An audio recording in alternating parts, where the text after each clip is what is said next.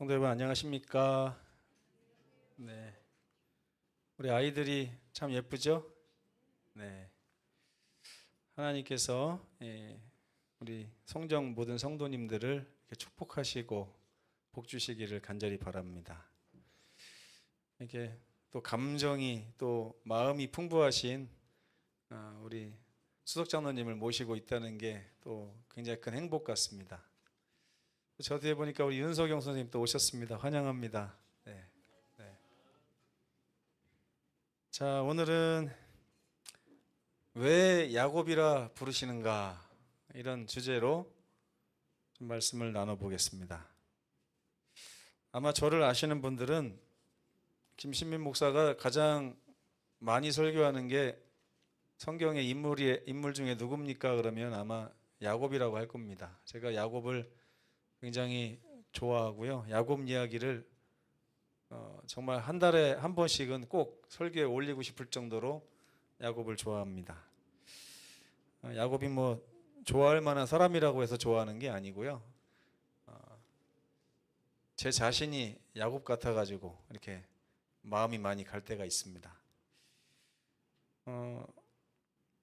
야곱의 이 삶은 오늘 이 화면처럼 좀 지저분합니다. 우리의 삶처럼요.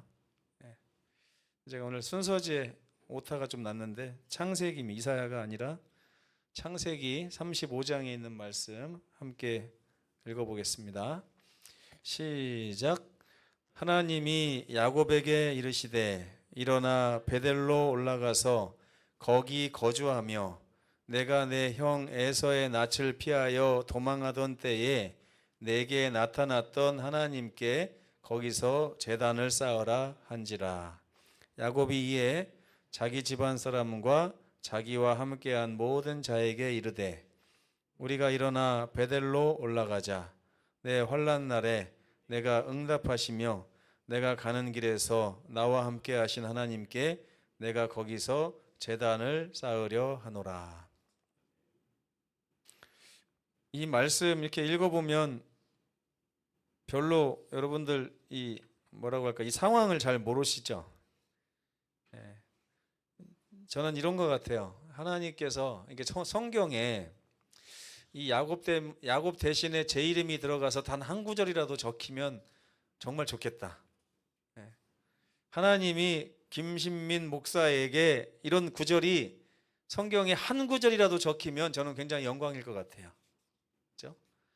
근데 어쨌든 하나님이 저에게 이르시되 일어나서 거기로 가라. 네가 그때 장독을 깨고 어머니한테 엄청 혼낼 뻔했던 그 자리로 가라. 뭐 이런 뜻이에요. 이게 지금 좋은 말이 아닙니다. 야곱이 일 저지르고 도망가던 나쁜 시절을 지금 기억하라고 하는 거예요. 네가 네 형을 속이고 아버지를 속이고 도망가고 낯을 피하여 정처 없이 유랑하려고 떠나던 그때에 내가 너에게 나타났던 그 장소로 가라. 이런 말이에요. 베델은 별로 좋은 장소는 아닙니다. 왜냐하면 야곱의 인생 가운데서 가장 좀 처절했던 장소이기도 하고요. 나중에 야곱이 또 이렇게 자기 집안 사람에게 말합니다. 우리 아버지가 살면서 최고로 곤란했던 그때 하나님께서 나를 찾아왔을 때 그 자리로 가자. 다른 말로 하면 아버지가 옛날에 똥을 쌌거든. 그때 하나님이 오셔갖고 똥 치워줬던 그 장소로 가자. 뭐 이런 뜻이에요. 말하자면. 굉장히 생각을 해보면 아름답지 못한 장소라고 생각이 됩니다. 이 야곱은요. 제가 성경에서 야곱을 볼 때마다 가장 부담이 없어요. 적어도 이런 생각이 들 때가 있습니다. 막 제가 낙심하고 쓰러졌을 때 성경을 읽으면요. 야, 야곱아, 그래도 내가 너보단 낫다. 이런 생각을 할 때가 있어요. 내가 너보단 낫다. 그는 이름부터가 속이는 자라고 하는 뜻이에요. 저 이름은요, 믿을 신 백성민 그래가지고 믿어서 하늘의 백성이 된다. 믿는 백성 이런 뜻입니다. 이름부터 차원이 다르면 야곱하고 저하고는 차원이 달라요. 에서가 오죽하면 이런 말을 합니다. 아버지한테, 아버지 이놈이 저를 또 2번이나 속였는데 이놈의 이름을 야곱이라 하는 게 마땅하지 않습니까? 아버지 이름 하나는 기가 막히게 잘 지셨습니다. 어떻게 이걸 알고서 이름을 그렇게 졌습니까?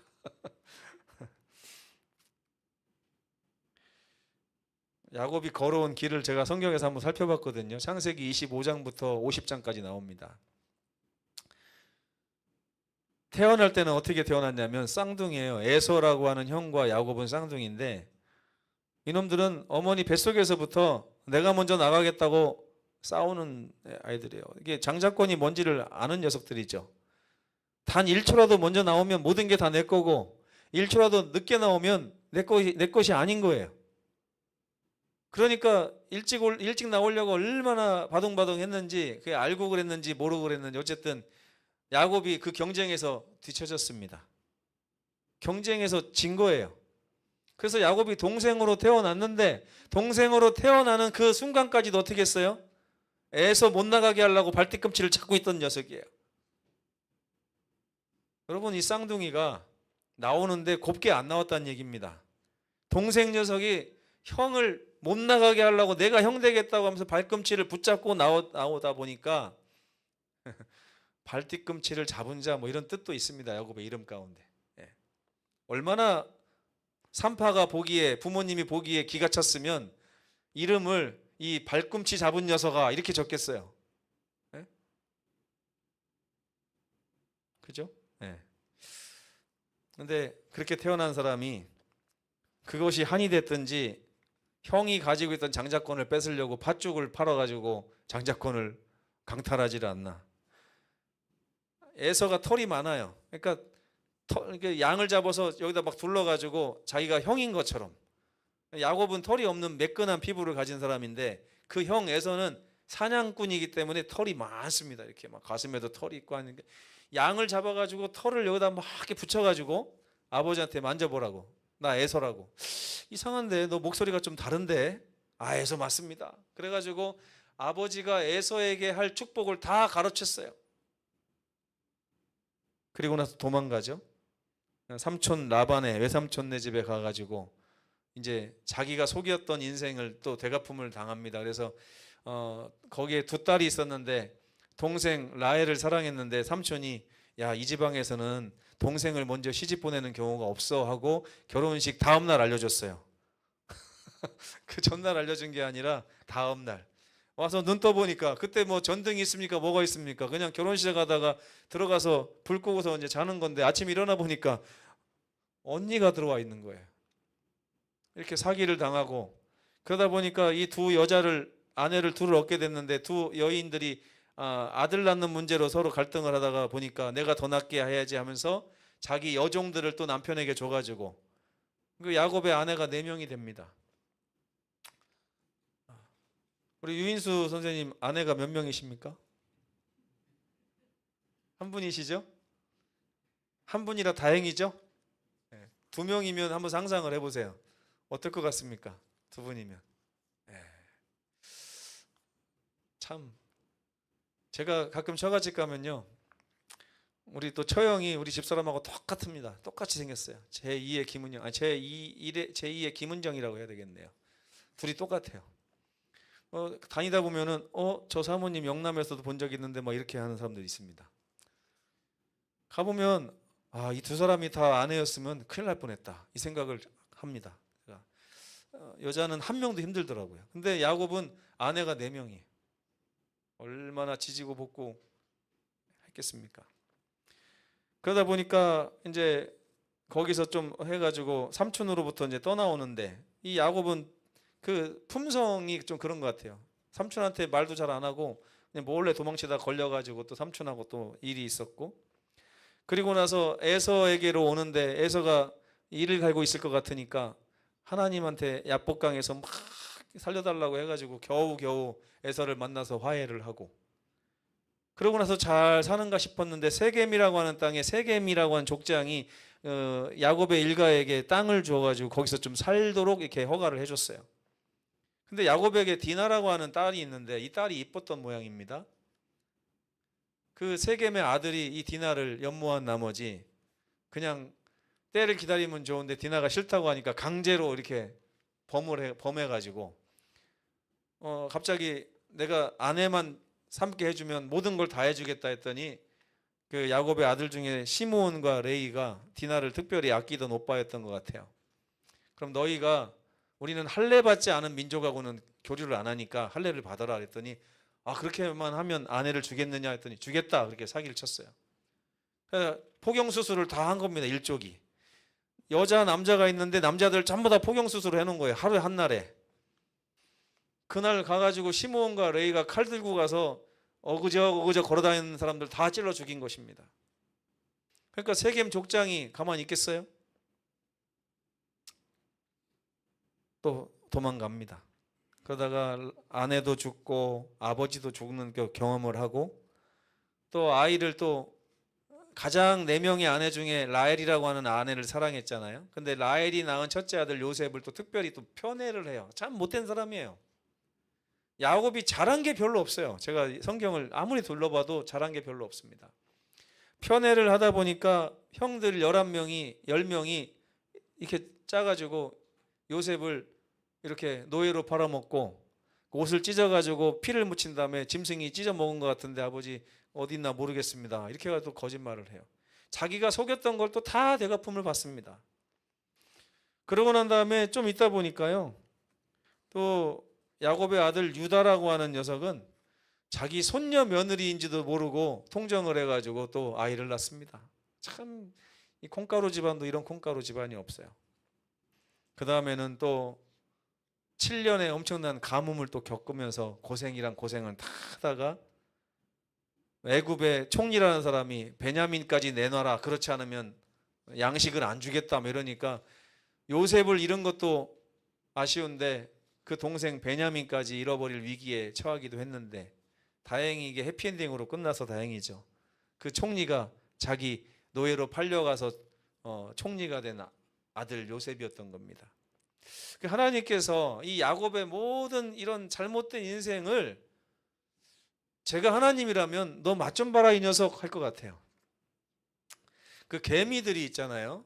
개미들이 이렇게 일을 할 때 보면요. 개미들이 다 열심히 일할까요, 여러분? 아니랍니다. 그래가지고 보면 한 10% 정도가 저쪽에서 지네끼리 놀고 있대요. 그래서 그 10%를 갖다가 딴 데다가 옮겨 놓잖아요. 그럼 나머지 90% 일하는 개미들 중에 또 10%가 나가서 놀고 있답니다. 이게 개미의 본성이라고 어느 책에 써 있는 걸 제가 봤어요. 근데 이 개미들이 만약에 이렇게 하고 있으면 제가 어렸을 때 만약에 저라면 다 불로 태워 죽였을 것 같아요. 이놈들 친구들은 열심히 일하는데 놀고 있어? 그러면서.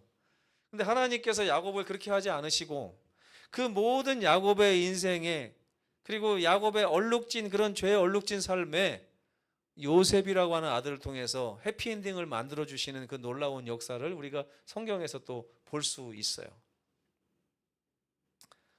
그래도 하나님께서 그렇게 해주셨고 나중에 애굽에서 객사를 했죠. 고향으로 돌아오지 못하고. 아무튼 이것이 얼룩 이렇게 얼룩져 있는 야곱의 일생입니다. 여러분의 일생에다가 이런 스토리를 만들면 이것보다 더 할까요? 최 장로님이 팥죽 사건을 일으키고 축복을 가르치고 남의 돈 떼먹고 도망가갖고 지금 빚도 안 갚은 상태에서 이 자리에 앉아 계시다 생각해 보십시오. 네.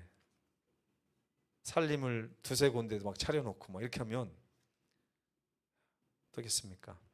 제가 제주도에 있을 때 어떤 집사님이 4번째 결혼을 한다고 하면서 청첩장을 가져와서 축하해달라고 기도해달라고 막 하는데 제가 어떻게 해야 될지 모르겠더라고요.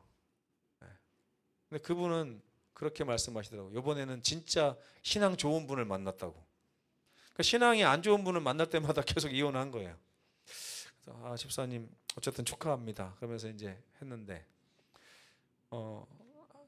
그런 인생 가운데서 야곱의 인생에 3번의 큰 고비가 있었습니다. 그때마다 하나님께서 어떻게 하셨는지를 제가 성경에서 유심히 한번 관찰을 해봤어요. 첫째는요, 에서라고 하는 사람입니다. 아까도 말씀드렸지만 야곱에게 있어서 에서는 없었으면 좋겠는 사람이었던 것 같아요. 불과 몇 분 먼저 태어나서 모든 걸 다 뺏어간, 앗아간 그런 아버지의 사랑을 독차지 하는 그런 쌍둥이 형. 두 번의 속임수를 써가지고 결국에는 그의 분노를 사서 도망가면서 에서의 장자의 축복을 가로챘지만 그는 목숨이 경각에 처한 그런 위기 앞에서 하나님께서 어떻게 하셨어요? 그를 도우셨습니다. 두 번째는 이제 에서를 피해서 외삼촌에게 도망갔잖아요. 하란 땅에. 근데 거기에 라반이 20년간이나 그를 돌봐줬어요. 사실 야곱의 모든 재산은 다 라반으로부터 온 것입니다. 심지어 아내까지도 라반이 준 거잖아요. 그죠? 자기 딸을. 그러니까 야곱이 조금만 생각하면 삼촌이 좀 서운하게 해도 삼촌이 나에게 해준 거에 비하면 내가 참을 만하다 이렇게 살았어야 되는데 이 녀석은 그렇게 안 합니다. 삼촌이 나에게 품삯을 변개를 몇 번을 했습니까? 그러면서 오히려 삼촌이 해준 은혜는 생각하지 않고 못 해준 것만 이야기하는 거예요. 마치 어린 시절의 저 같아요. 지금 제가 생각하면 저는 요즘에 부모님 얘기를 하라고 하면 부모님이 저에게 잘해준 얘기만 할 것 같습니다. 저 어렸을 때는 잘해준 얘기는 하나도 안 하고 엄마 아버지가 뭐 안 해줬잖아 뭐 안 해줬잖아 이 얘기만 계속 하면서 살았던 것 같아요. 심지어 누가 낳으라고 했냐고 이런 얘기도 했어요. 제가 왜 마음대로 놔놓고 나를 이렇게밖에 못 키우냐 이러면서 이렇게 대들기도 하고 그랬던 것 같습니다. 언젠가 저도 이런 얘기 들을 날이 올 줄로 제가 믿습니다. 하나님께서 다 갚아주실 것 같은데 라반에게 야곱이 그랬습니다. 라반이 군사를 데리고 쫓아왔잖아요. 도망갔을 때. 만약에 하나님께서 그 꿈에 나타나서 너 야곱에게 선악간에 말하지 말아라. 내가 다 뜻이 있어서 불러낸 거다. 그러니까 라반이 하나님 그렇게 하겠습니다. 이렇게 순종해서 야곱을 놓아준 것이지 하나님이 개입하시지 않았다면 라반에게 죽었습니다. 야곱은. 에서에게는 어땠을까요? 에서에게도 야복강에서 하나님과 에서가 야곱이 씨름하고 있을 때 그 순간에 하나님이 누구에게 나타났다고 했어요? 에서의 꿈에 나타나서 네 야곱의 20년을 하나님이 다 보여줬다고 그랬습니다. 네 동생 도망가서 이렇게 살았어. 불쌍하지 않니? 이제 용서해 줘라. 장자의 축복은 너에게 다 줄 테니 네 동생 아우를 용서해 주거라 해가지고 에서가 기분이 좋아져서 꿈에서 깬 다음에 야곱을 만나서 내 사랑하는 동생아 이렇게 하면서 화해를 했던 것입니다. 다 하나님께서 개입하신 거예요. 세 번째는요. 세겜, 조금 전에 얘기했던 세겜. 일족을 몰살시키고 나면 이거는 생과 사의 전쟁입니다. 전쟁. 이 세겜은 지역 유지고 주변에 아는 그 권력자들이 많은 사람입니다. 복수하겠다고 나서면 그 주변에 두세 개 나라들이 이렇게 뭉쳐가지고 야곱을 추적할 수 있는 그런 능력을 가진 사람이에요. 근데 야곱은 이 환대했던 세겜의 아들들을 다 죽여버리는 그런 실수를 하게 됐습니다. 만약에 저였다면 그래도 저는 양심이 좀 있거든요. 세겜한테 가서 무릎 꿇고 너무 잘못했다. 너무 미안하다. 하나님 믿는 사람 이러면 안 되겠다. 이렇게 해가지고 화해를 하려고 했을 건데 도망치려고 짐을 다 싸고 있었을 때 하나님께서 나타나셔서 일어나서 베델로 올라가라. 네가 처음에 힘들었던 그 장소로 올라가서 다시 시작하자. 그러니까 저는 이 세겜 이야기를 보면요. 하나님께서 우리 이 세상을 창조해놓고 홍수로 멸망시키는 느낌이에요. 멸망시키시고 다시 8명을 통해 다시 시작하는 것처럼 야곱의 인생이 세겜 전까지 이 망한 인생을 하나님께서 베델로 다시 불러주셔가지고 다시 시작해보자라고 말씀하시는 순간이 바로 이 순간이에요. 야곱이 그걸 알아들었어요. 그러면서 뭐라고 합니까? 너희들 귀걸이 코걸이 다 빼라. 장신구 다 빼고 다시 하나님께 온전히 서서 하나님께 다시 한번 회개하고 신실한 가족으로 우리가 돌아가자 했을 때 이 야곱의 가족이 다시 일어나는 역사를 성경이 기록하고 있는 것입니다.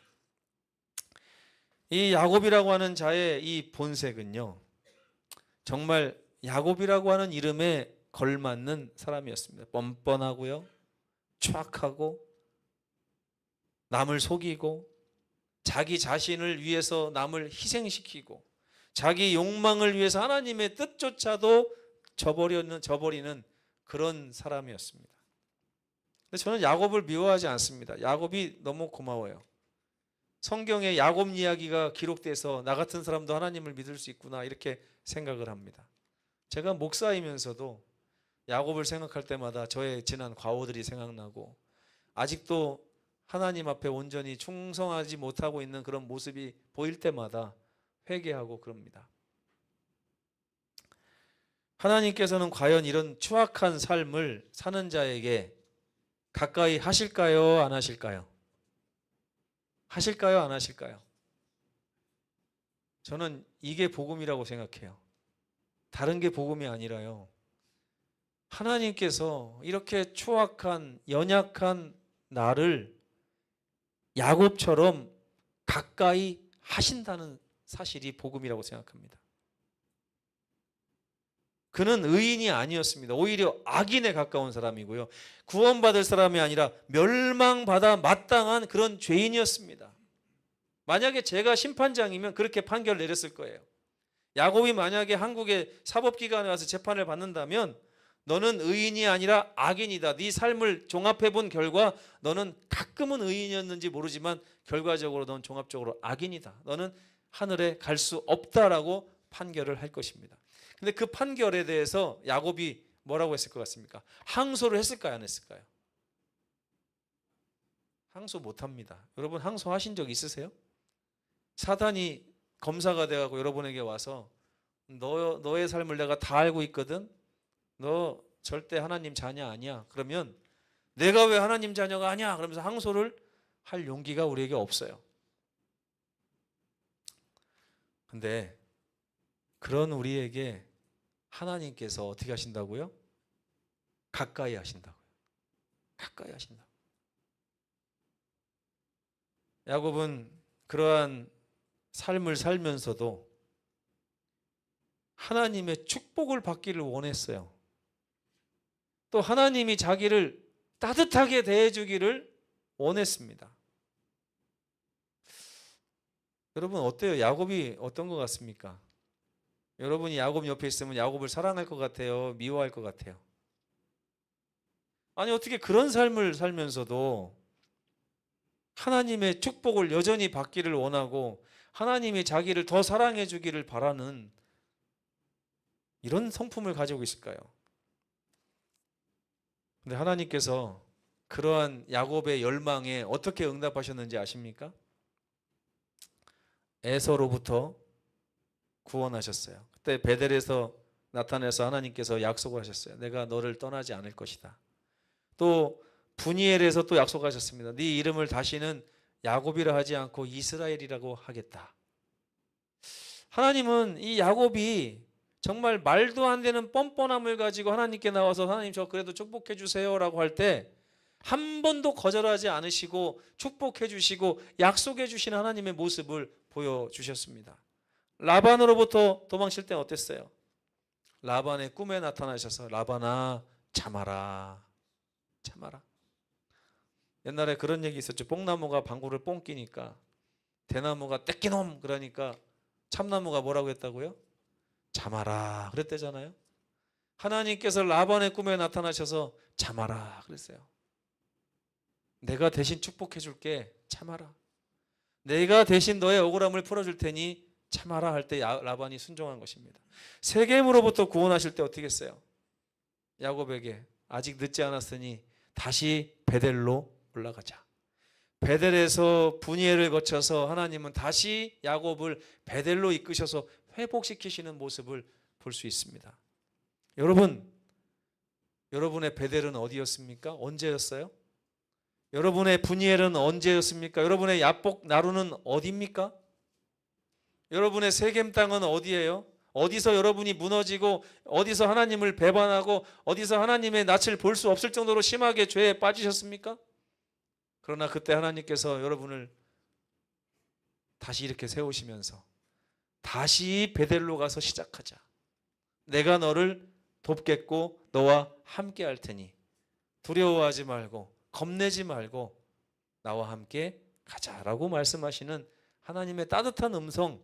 이 음성의 대상이 야곱이기 때문에 제가 야곱을 좋아하는 것입니다. 그러면서 하나님이 저에게도 뭐라고 하시는 줄 아세요? 이사야 43장에 보면 야곱아 이렇게 부르십니다. 저에게도 야곱아 부르세요. 제가 야곱이라는 것이고 야곱하고 저를 똑같이 취급하시겠다는 얘기고 야곱하고 똑같이 구원하시겠다는 얘기를 이 한마디 속에 다 하시는 겁니다. 야곱아 부르시는 거예요. 제 이름은 박정량인데요. 아니에요. 하나님은 야곱아 이렇게 부르십니다. 제 이름은 나윤관입니다. 아니에요. 하나님께서는 야곱아 이렇게 부르십니다. 모든 사람은 하나님 앞에 야곱이에요. 다시 베델로 가자. 다시 베델로 가자. 내가 너를 일으켜 구원하리라. 내가 너를 하늘까지 영접하리라 하고 계속해서 우리를 따라오시는 분이 우리 하나님이십니다. 우리 하나님은 참 따뜻하신 분이에요. 그분은 죄인들을 바라보시며 불쌍히 여기십니다. 죄인들을 돕기 원하시고 사랑하시며 지켜주십니다. 오늘도 설교가 일찍 마칠 것 같습니다. 식당에서 좀 긴장하시겠네요. 네. 그분은 야곱에게 베델로 올라오라 이렇게 말씀하십니다. 저와 여러분에게도요. 베델, 우리가 하나님을 처음 만났던 그곳으로 오라고 자꾸 말씀하십니다. 위기를 맞은 인생들에게 베델이 무슨 뜻이에요? 하나님의 집이잖아요. 내 집으로 와라. 집으로 와. 제가 예전에 엄마 아버지가 너무 도움이 안 될 것 같아서 집을 떠나서 혼자 막 직장 생활하고 살다가 갑자기 큰 사고를 한번 친 적이 있었어요. 교통사고가 크게 나가고 차가 폐차가 되고 앞에 택시에 탄 사람들 4명이 들어 눕고 막 그래가지고 엄청 고민하고 이럴 때 갑자기 집에 전화가 왔어요. 좀 잘 사냐? 그렇게 하시길래 제가 어떻게 알고 전화를 하셨지? 못 사는 거를. 지금 잘 못 살고 있습니다. 이런 일이 있어요 했더니 아버지가 집으로 와라 그러시더라고요.